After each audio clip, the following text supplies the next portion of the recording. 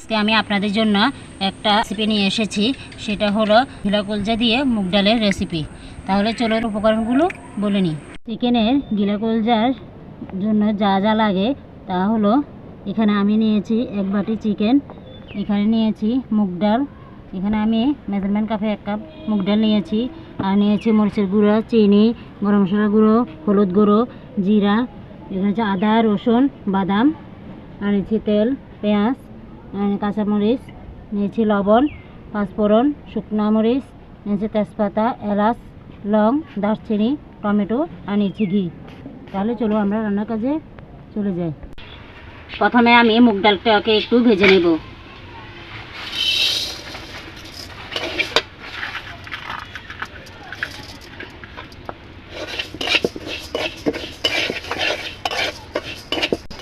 এখন আমার মুগ ডালটা ভাজা হয়ে গেছে, এখন এটাকে আমি নামিয়ে নিচ্ছি। এখন আমি কড়াইয়ে দিচ্ছি তেল, আর এখন আমি চিকেনটাকে একটু ভেজে নেব। কড়াইয়ে দিচ্ছি একটু লবণ।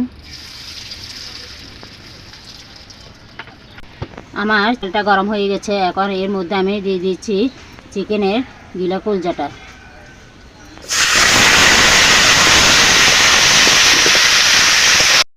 এখন আমি চিকেনটা ভেজে নিয়েছি, এখন এটাকে আমি তুলে নিচ্ছি।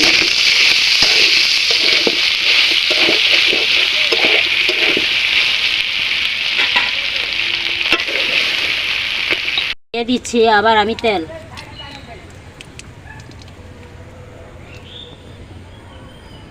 এখন আমি অল্প পেঁয়াজ ভেজে নেব। এখন আমার পেঁয়াজটা ভাজা হয়ে গেছে, এটাকে আমি একটু তুলে নিচ্ছি। এখন এর মধ্যে আমি দিয়ে দিচ্ছি 2টা শুকনো লঙ্কা, আর দিচ্ছি তেজপাতা, 3টা এলাচ, দারচিনি, আর দিচ্ছি লং। এখন দিয়ে দিচ্ছি পাঁচফোড়ন।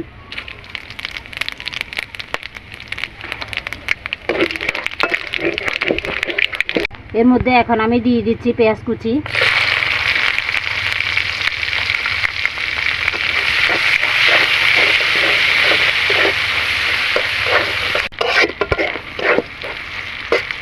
আর এখন আমি এর মধ্যে দিয়ে দিচ্ছি 1 চামচ আদা বাটা, 1 চামচ রসুন বাটা, আর দিয়ে দিচ্ছি 1 চামচ বাদাম বাটা।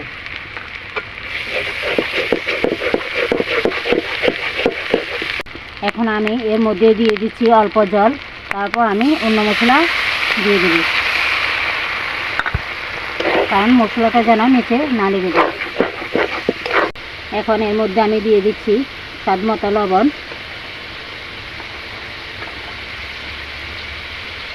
এখানে আমি 1 চামচ দিয়ে দিচ্ছি হলুদের গুঁড়ো,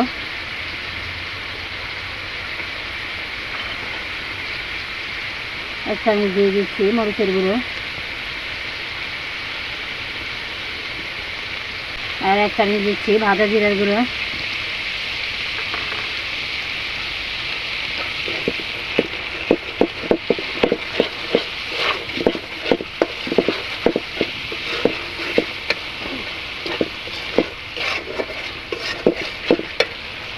আর 1 প্যাকেট দিয়ে দিচ্ছি আমি টমেটো সস।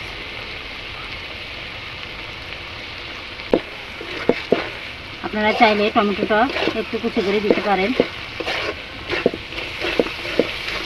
আর এখন এর মধ্যে আমি দিয়ে দিচ্ছি মুগ ডাল। মুগ ডালটা আমি ধুয়ে একটু জল ঝরিয়ে রেখেছি।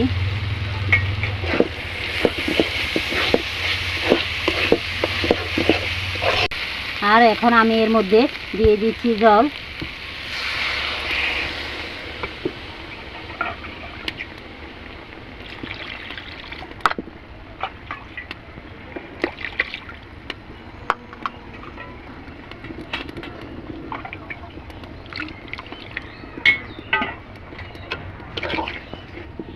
জলটা আপনার আন্দাজ মতো দিবেন।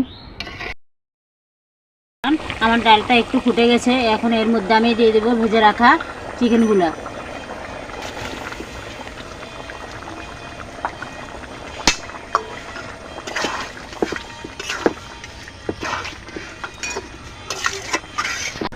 এখন এর মধ্যে দিয়ে দিচ্ছি আমি 5টা কাঁচামরিচ। মরিচটা আমি সিদ্ধ করে নিয়েছি, আপনারা কাঁচাটাও দিতে পারেন। এখন এর মধ্যে আমি দিয়ে দিচ্ছি অল্প চিনি আর গরম মশলার গুঁড়ো। হয়ে এলে আমি এটাকে ঘি দিয়ে নামিয়ে নেব। আমি এখন এর মধ্যে দিয়ে দিচ্ছি 1 চামচ ঘি।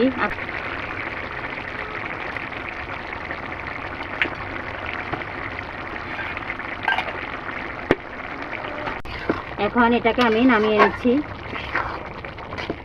আমার ডালটা সিদ্ধ হয়ে গেছে, এখন এটাকে আমি নামিয়ে নিচ্ছি।